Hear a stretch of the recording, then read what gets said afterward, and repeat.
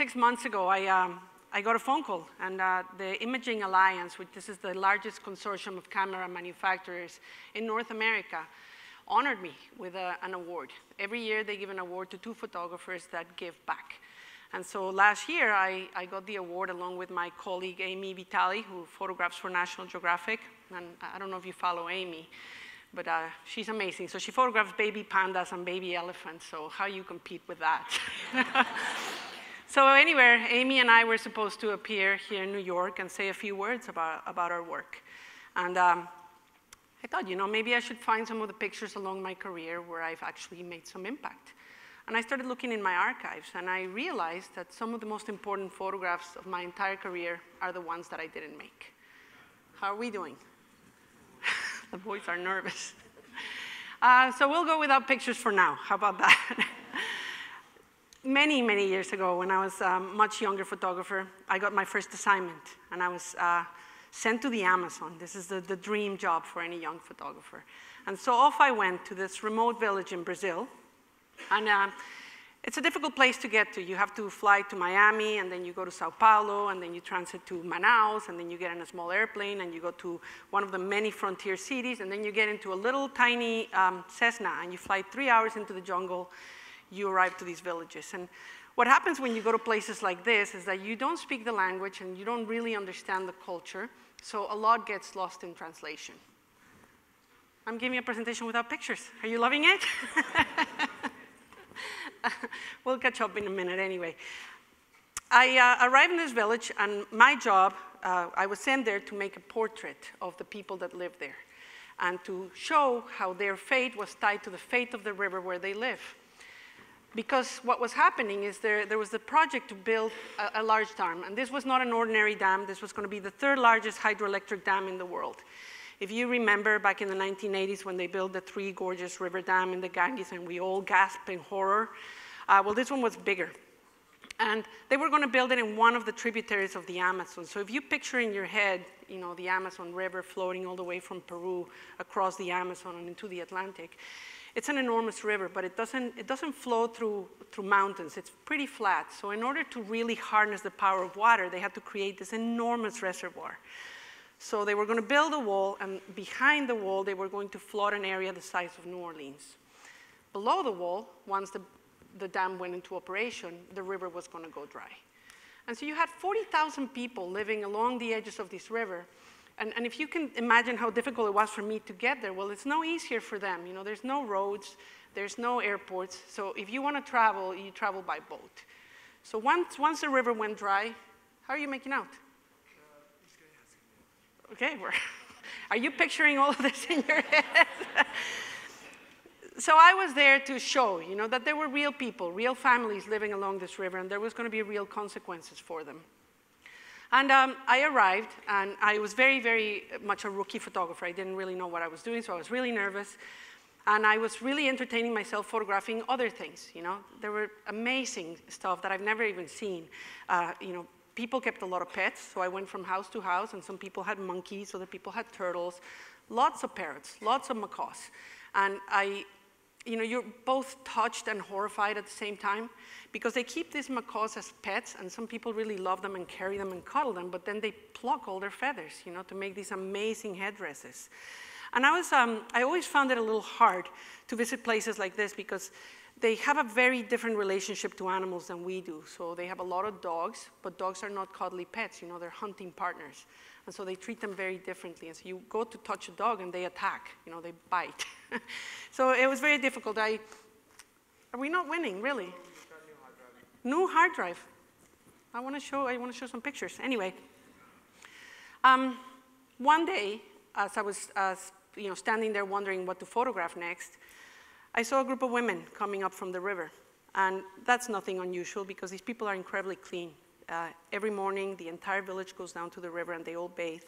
And then before they go to bed, everybody goes and bathes again. They really are amazingly, you know, aware of their own self-hygiene. So these women are coming up towards me, and I notice as they get closer that they have a bundle in their arms. And I realize it's a brand new baby. And I think, rats, you know, I just missed it. They were taking the baby down to the river to give it its first bath. And this is an important bath, because when you live next to a river like this, this is the bath that creates the lifelong bond between that person and the river.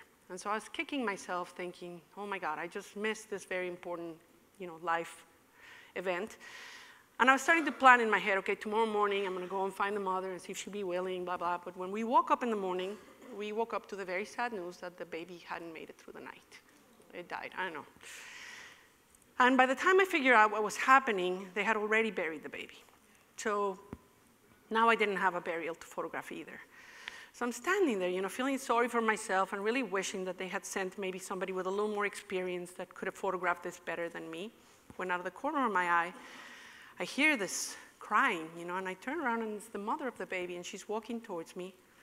And when she gets closer, I see that she has a little dirty bundle in her arms. Well, in her grief, this mother had gone on and she had dug out her baby and she was carrying this dead body. And she was wailing. She was just so sorrowful. And she had a machete in her hand, and with the blunt edge, she was just hitting her head like this. And so her whole face was covered in blood, and the baby and everything was covered in blood. And I stood there paralyzed with my camera, thinking about my own children back home. And thinking, how would I feel if somebody shoved a camera in my face when I'm going through this? And so I didn't take any pictures. So a few months later, we learned that the dam had been approved. The government was going to go forward with this dam.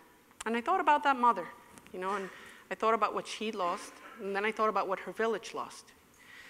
These people live in such a remote area that they've never seen the Three Gorges River Dam. They don't know what's coming their way. But I knew what they were going to go through. And so it was pretty devastating for me to know that if I had had the courage to do my job properly, maybe those pictures could have made a difference. Maybe they would have stalled the process. Maybe they would have sparked some action. So ever since then, my entire career has been about being a courageous journalist and making the pictures that tell the story of our planet. Because it is a beautiful planet, and it is a story worth telling. And when I get pictures on the screen, I'm going to be able to share with you a few of the things that I've learned. All right, I'm just going to quickly go through these because we've talked about the beautiful Xingu River that was dammed. And we talked about the people on the river. We talked about the parrots. I photographed that girl many times since. And the body painting was another aspect of this village that was really amazing. This is not a permanent tattoo. It's a semi-permanent ink. So they take it out of a plant that's called a jenipap. It's a fruit. And then they open it up and they mix it up with charcoal and it becomes oxidized. So it lasts about a week. And they spend a lot of time painting each other. So the paint tells you a lot about who a person is. You know if a girl is single or married or what kind of hobby a person might have. So if they're a good basket weaver or if they're a good fisherman, they'll have designs on their face. And as soon as a person arrives in the village, they immediately want to paint you. It's a sign of beauty and elegance. But if you notice the women, they also pluck their entire eyebrows and they shave the top of their head. And of course, they want to do this too. And it's hard enough to explain at the Miami TSA, the whole thing without going into what the hell's going on. But so these are the pictures of this beautiful, beautiful river. And I got to spend time with these people and get to know them intimately. And the one thing that I learned is that sustainability is not just a marketing word. It's been a way of life on this planet for thousands of years.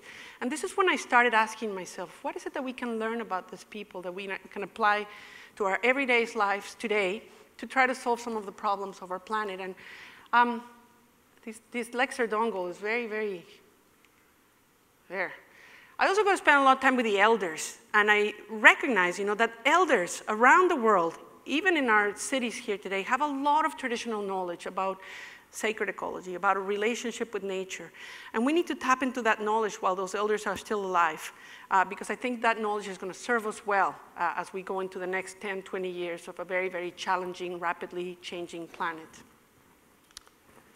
So nothing in my life, nothing in my childhood could have prepared me for the life of travel and adventure and exploration that I lead today. I grew up in the mountains of central Mexico to a professional family. Pretty boring. My mom is a psychologist. My dad is an accountant. He wanted me to be an accountant. And this is their idea of a day out in nature in Mexico City. You know, we really didn't go camping, we didn't go hiking.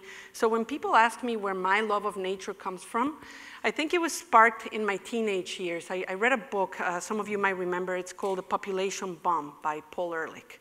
And it terrified me because Ehrlich in the 1980s was predicting that planet Earth was going to be overpopulated by the 2000s and that we were all going to be starving. And so I went to university to study marine biology because I wanted to, like everybody else, thought that the ocean was going to feed humanity and we were going to find out how to do it. What I learned is how do we exploit the ocean, and we've done a really good job at it.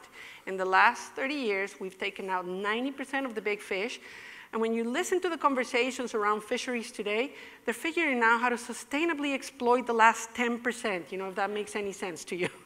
So I had dreams of myself of going around the world, and I was going to be photographing these beautiful coastal fishing villages and learning about how these people live in the world. But I instead married a terrestrial ecologist, so I spent the next 25 years in the rainforest and mountains of our planet. And I learned a lot from those travels. I've been to over 100 countries, and I've worked in every continent on our planet and some really remote places. And so what I want to do today is just take you on a little journey to some of these amazing places. By the 1930s, the highlands of Papua New Guinea, the island of Papua New Guinea had been colonized in the lowlands by miners from Australia and Great Britain. But nobody had gone up to the interior, to the mountains, because they were so rugged and inaccessible that it seemed impossible. So 1940s, a group of prospectors climbs up to these mountains, and lo and behold, they find 1 million people living in the Stone Age. And it was an amazing landscape they found, because every peak and every valley had a different tribe. And these tribes were not only different culturally, they spoke different languages, they had different traditions, and imagine so many people living in close quarters, they were constantly fighting. To this day, the mountain people of Papua New Guinea live in a constant state of warfare with very limited resources, if you can think about that. So how do you find some balance, some sustainability, and how do you prevent everybody from killing each other? They developed this idea of sacred ecology. Everything they do requires a conversation with the spirits. So if you're going to go into the forest to hunt or to gather water or to fetch some reeds for your basket, you need to have a conversation first with the spirits. And these spirits are not always good. If you fail to follow the rules, horrible things are going to happen to you. So you're going to get hit by lightning, or your village is going to be taken away in a flood. So people are really superstitious. But the other thing I notice is, you look at somebody like this, and she's got a beautiful headdress made of the skin of a bird of paradise. These are not wanton killings. They're not going out there to kill all the birds of paradise to sell in the market. This is a prized heirloom, something that's going to go down from mother to daughter, generation to generation. And so that's how they kind of achieved a little bit of sustainability. They also do something really interesting. They fight a lot, but they don't kill each other. They keep this careful tally of who has done what to whom. And they do this in a very public place. So as you travel down the road, you'll see these, they're big, what do you call them? Billboards, yeah. And it'll say, who has, hit somebody else with an arrow, and now that person owes this other person a pig. If you chop somebody's leg off, now you're gonna owe 30 pigs. And pigs are very valuable, so it really creates this balance, and people don't really get badly hurt, because otherwise you're in deep debt.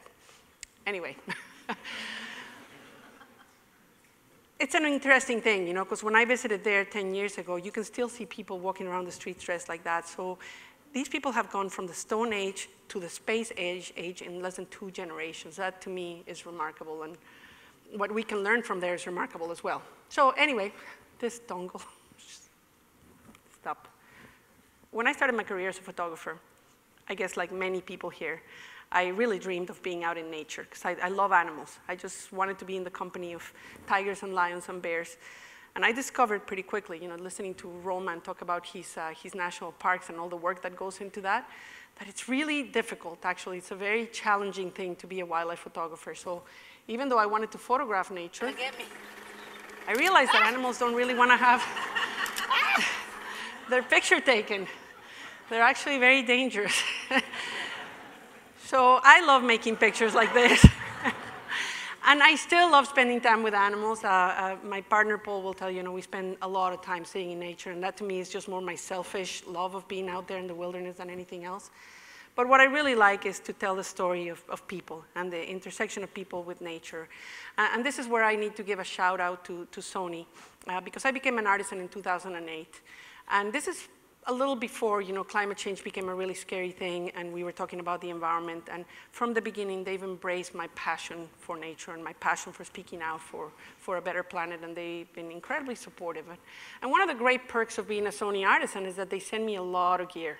So I get to try all the new cameras, and they send me all the expensive lenses, and I get to take them out in the jungle. And, when you work on the water's edge, where's my video? I really want to play this. When you work in the water's edge, things are not always. And I really, really love, packing a bag of cameras and putting them in a Pelican case and sending them back to Sony and writing a little note that says, they work great, just need cleaning. They send me more. They love it. The first time I visited British Columbia, I had no idea that this was going to become my home. It's one of the most spectacular rainforests in the world. And I went there at the invitation of a First Nations man. At the time, I was living in Washington, D.C., and my phone rang, and it was a First Nations individual from a tiny village who wanted me to come and help photograph because they were going through, the government of Canada was building this enormous pipeline, and they wanted my help. I'm not going to tell you that story because we only have 45 minutes, but I do want to say that since I've been living in British Columbia, Paul and I live on Vancouver Island, I've had the opportunity to spend a lot of time with the indigenous people there. And I was surprised to learn that British Columbia, the coast, has been inhabited for 13,000 years.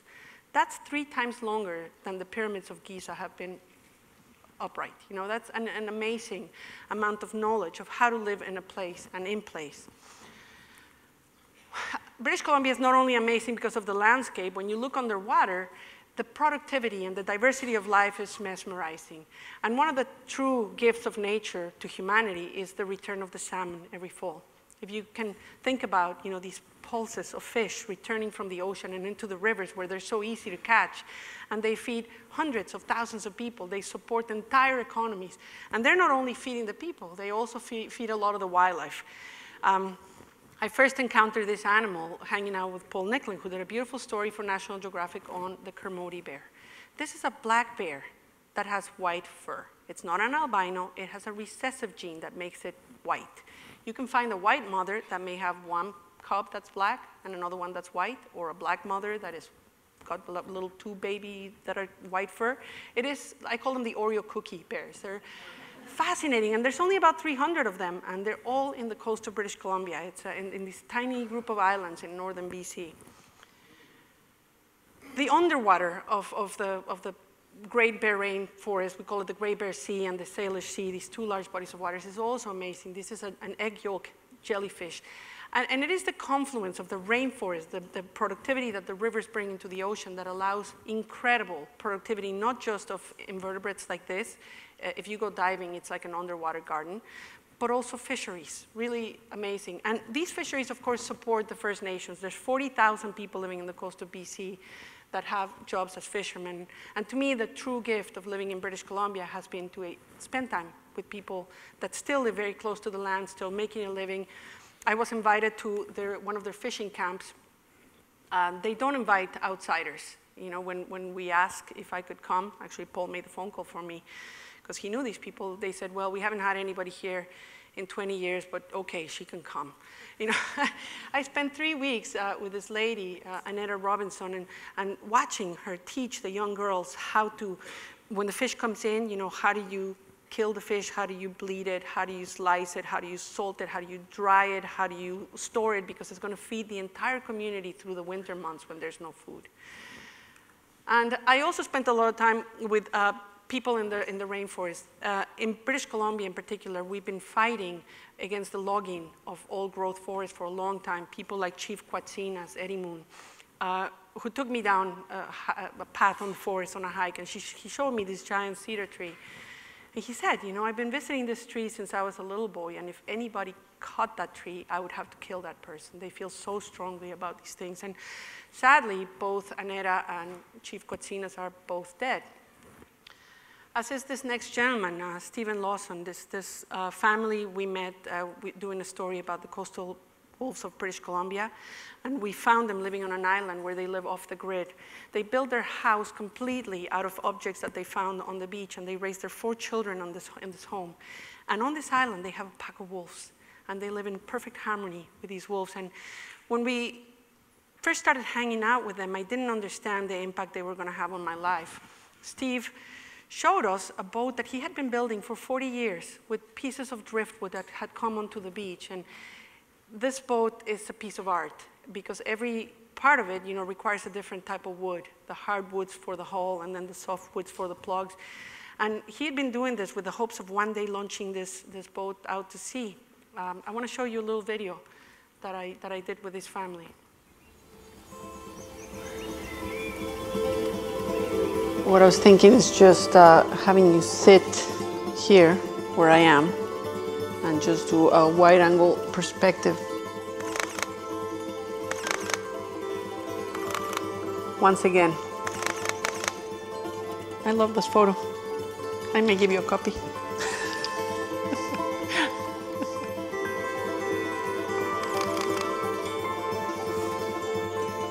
People would call us an environmental activist. They put those labels on you, but really we're just people responding to a situation. Well, that's really beautiful, Steve. I call myself an ethnographic photographer because I specialize in photographing indigenous people and their context in nature.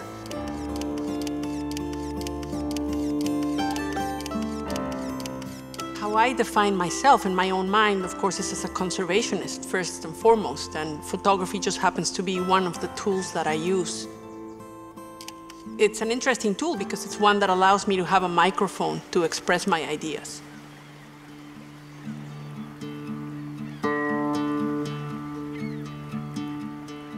Tofino is where the road ends, basically, on this island, and it's just a quaint little fishing village that grew up into a tourist town. If you want to keep going, then you have to get on a boat, and that's where the real magic begins.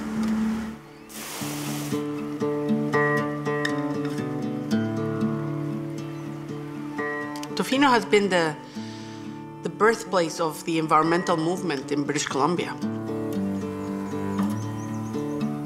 For myself as a photographer, one of the things that I've been focusing on over the last few years is something that I called enoughness, and it's just learning to live with less. There was a time when I had the opportunity to leave it all behind, and I did, and I've never regretted any of that. When I photograph people like Suzanne and Steve, it's because they exemplify, they represent what enoughness is all about. For the last 4 decades, 5 decades almost, they've been fighting the logging industry and the fishing industry and the fish farms. Okay, to look in the directions, so I can see directions right there. Everything, yeah. So nice. A little more. There.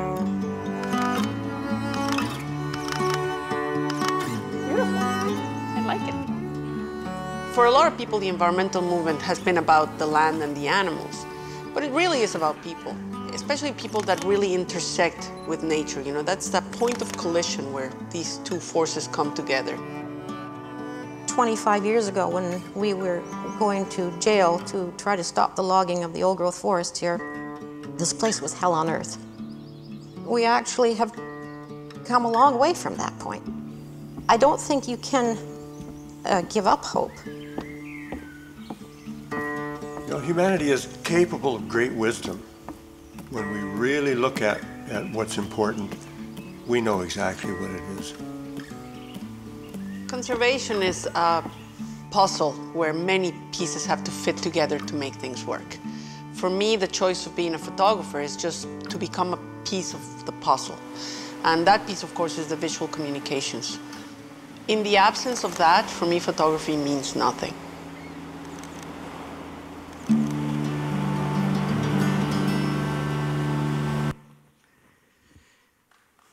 Thank you.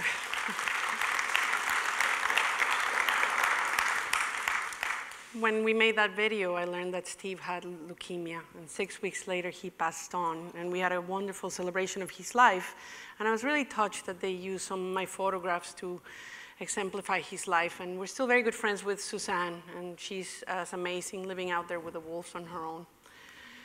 So now we're gonna go to northern Greenland. We did an assignment. Oh my God, this Lexer.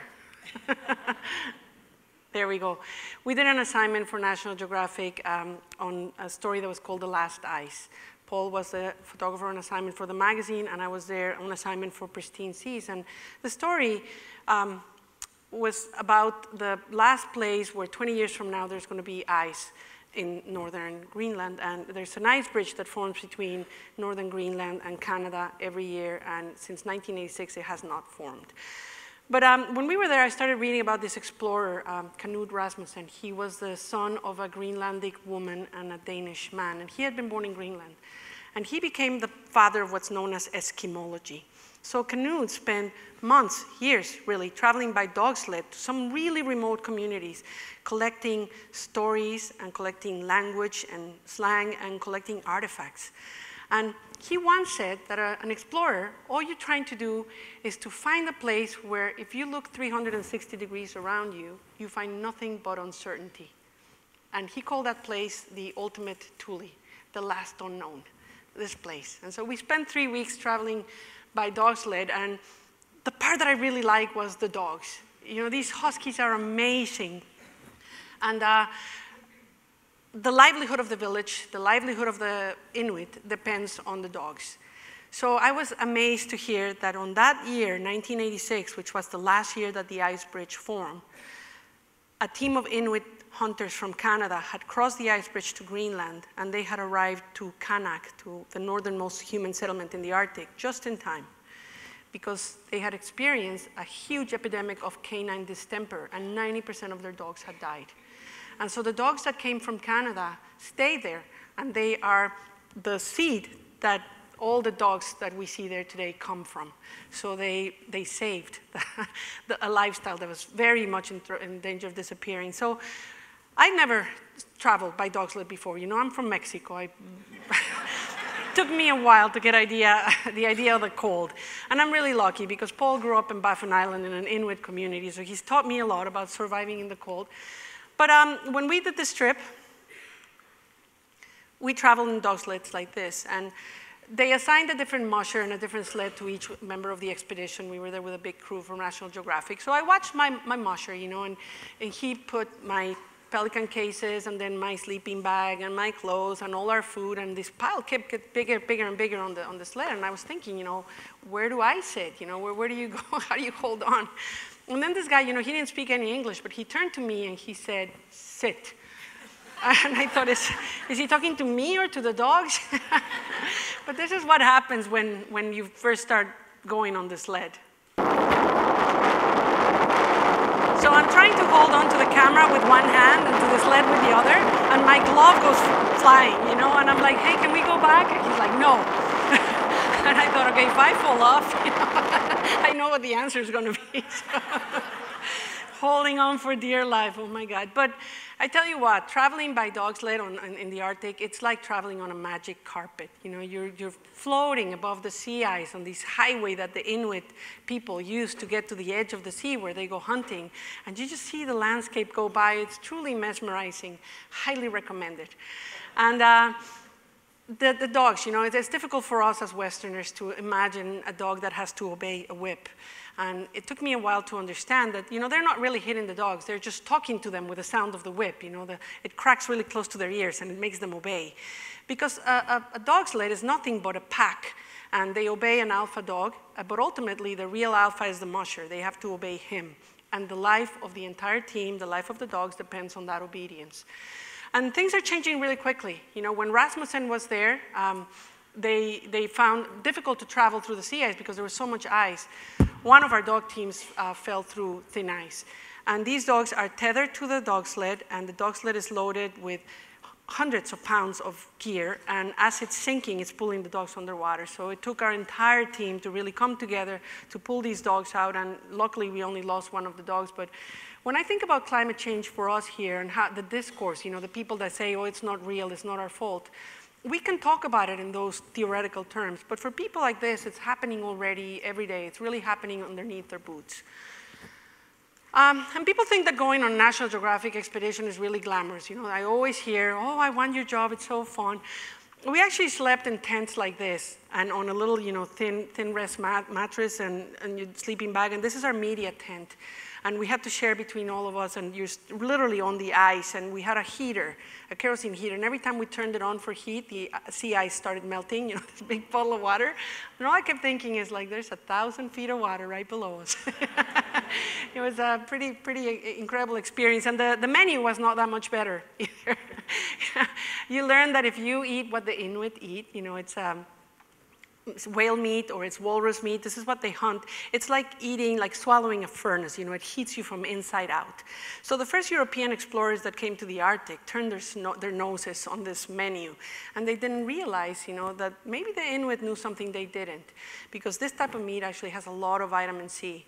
And so while the European explorers perished from scurvy, if they had just listened to a little bit of that sacred ecology knowledge.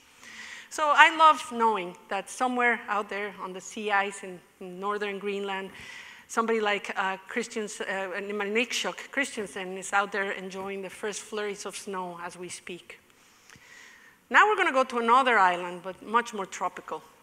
We did an assignment for National Geographic on the relationship between the Hawaiian people and the ocean.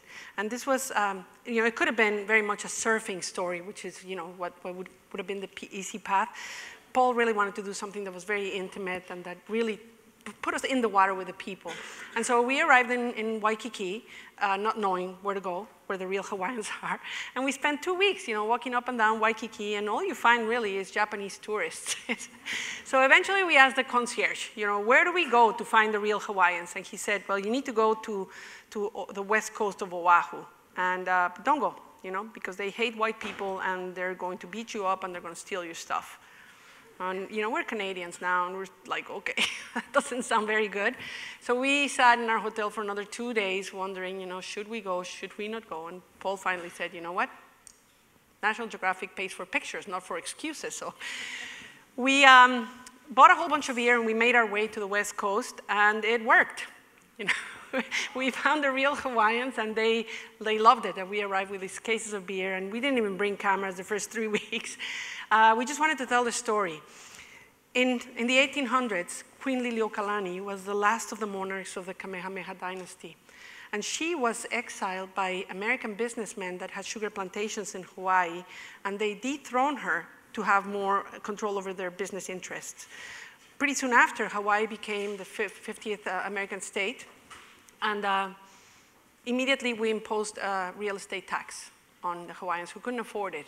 And so that's how they lost their waterfront properties in Waikiki and Honolulu, where the hotels are built today.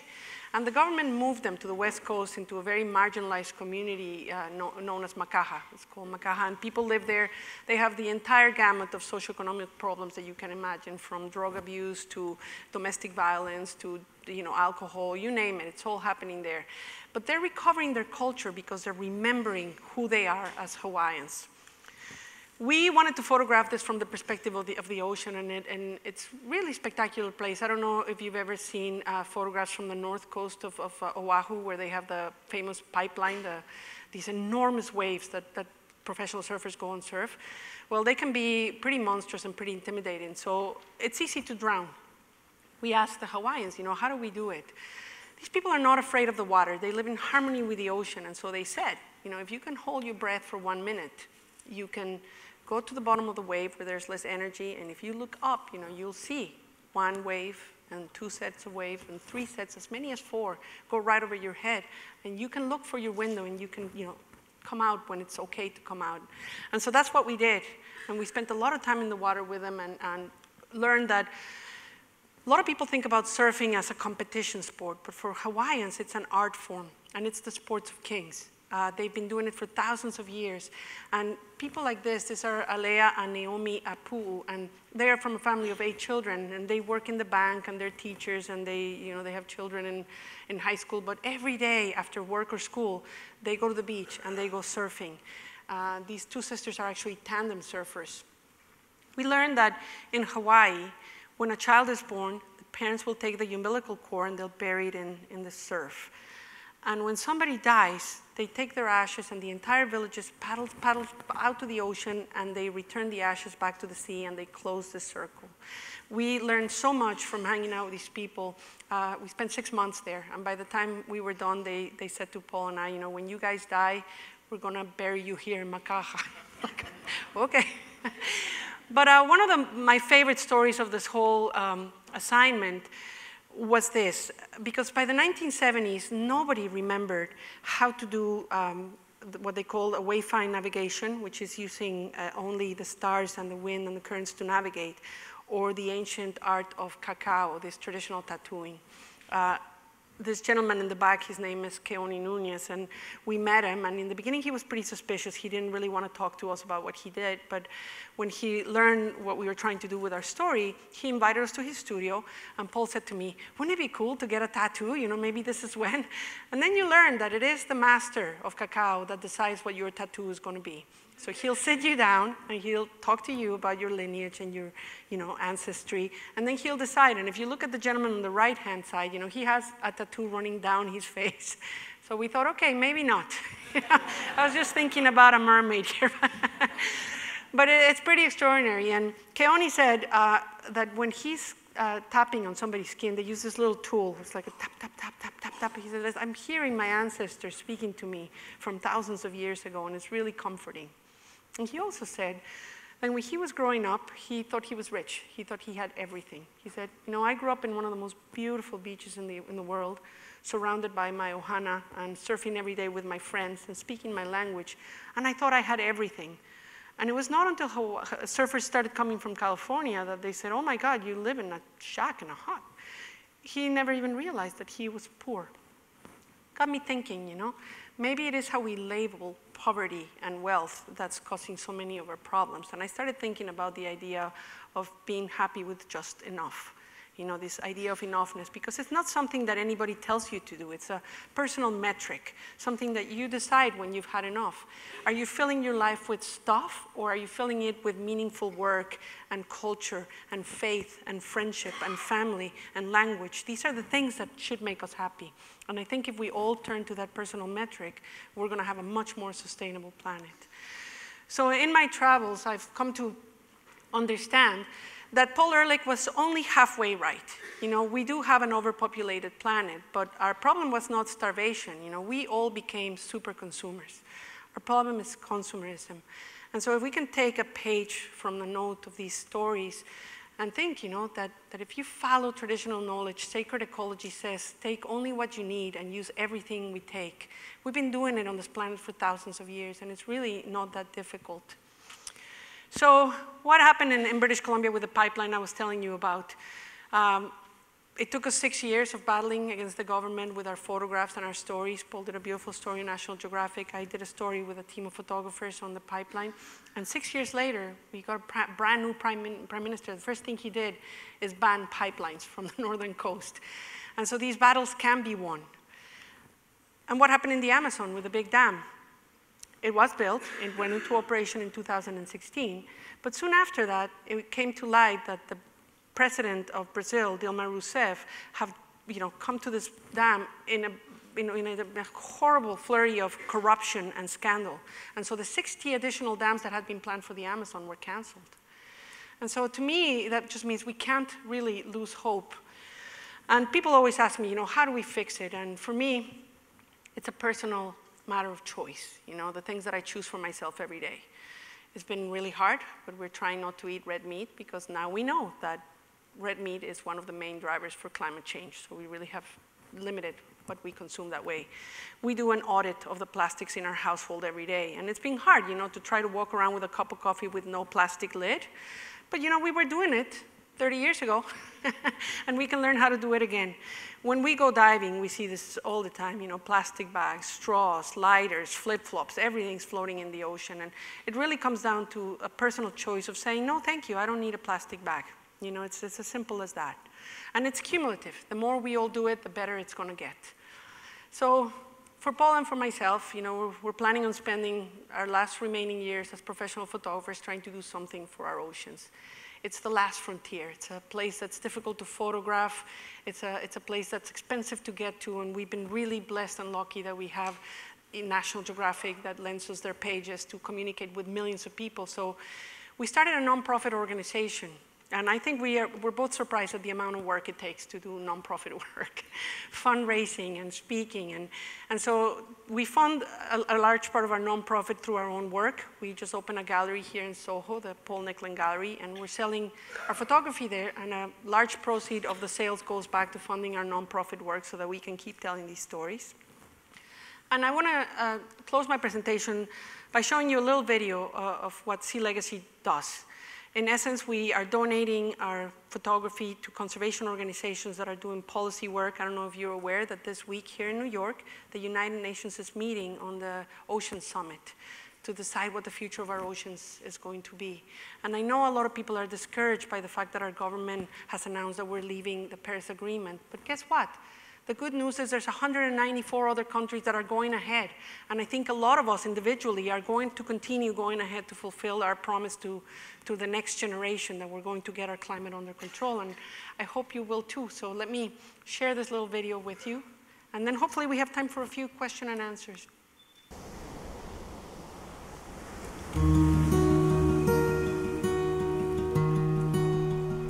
The ocean is like a kaleidoscope. It's always moving with color and gesture and light. And it's never the same twice. It's always different. It has the highest biodensity of life on Earth, way more than any terrestrial habitat. There is an entire new, dark, complicated world. And this world is the engine of our planet. Our own existence depends on a healthy ocean. Every other breath that a human being takes comes from the sea. Without the ocean, our planet wouldn't survive. It wouldn't function. It wouldn't run. When I began, I just wanted to make pretty pictures, you know, beautiful images. But along the way, there was somewhat of an evolution. I began to see a lot of problems occurring in the world's oceans, things that may not have been evident to most people. For most people, the experience of the ocean is from the beach, where it looks beautiful and it looks perfect. But there's a thin blue line that separates what we perceive and what we see from what the reality is. Once you go below this very thin molecular curtain of the surface, everything changes. You see a very different story. In the last 50 or 60 years, we've lost 90% of the big fish in the ocean. The sharks, the tuna, the billfish. For every swordfish pulled out of the North Atlantic, 10 to 12 blue sharks come with it. Day after day, week after week, year after year. We've lost half the coral reefs in this planet. You know, think about that. Half the coral reefs are gone. We have lost most of the ice in the Arctic. We've lost most of the ice shelves in Antarctica. And when you see all this life and how it is connected to ice, you realize that we will lose all levels of this ecosystem. As a photojournalist, I sort of felt a sense of responsibility and a sense of urgency to begin turning my lens towards those things. I wanted it to be more like war photography, to help tell a better story about what was happening in our world's oceans. The biggest threat to our oceans right now is apathy. If we're ever going to change people's behaviors, if we're ever going to be able to change people's perceptions, that's only going to start with an emotional connection. And that's going to happen through photography. The idea to use photography to rally for conservation is not a new idea. It was born in the 1800s when photographers went out to Yellowstone and brought back images to Washington, D.C., and that gave birth to the first national parks. Photography has that kind of power. Images coming from the ocean are barely 70 years old, and yet it's most of our planet. 15% of the terrestrial portion of the planet has been protected. Less than 2% of the ocean has the same level of protection. You have to have these replenishment zones. The ocean can heal itself. With protection, it has this amazing resilience that it can come back. If we just do that little bit, you know, give it a little protection. It's an investment in everybody's future. All of these pictures have more power than scientists or voices or anything else to open the world's eyes to the sea. Vision is what drives humans. Through the internet, through television, through National Geographic magazine, we truly can reach the world to start driving this global debate on the effects we're having on this planet. It's the power of this visual communication that's at the core of Sea Legacy. We want to send photographers out there to the farthest reaches of the oceans where the story is being told. And we want to bring back stories of hope and messages for how this can be done. We still have 50% of the coral reefs. We still have 10% of the sharks left. It's not good, but it's not over. If I could do anything, I would hope that the work that we create will compel people to do something about this. We have a small window of opportunity to act, and the solutions are simple. We know what we need to do. We need to show everybody what's at stake. We need to rally soldiers of support.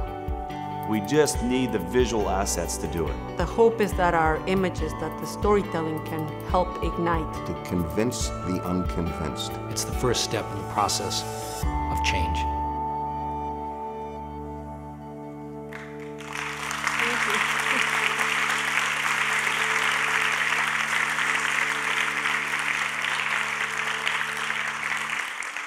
I'm going to close by thanking B&H for bringing me here, and most especially I want to thank Sony. They're our biggest donor today. They sponsor a huge amount of our work, and we are forever grateful for that support. Thank you. And I want to thank you all for being here and for your patience with all our technological problems.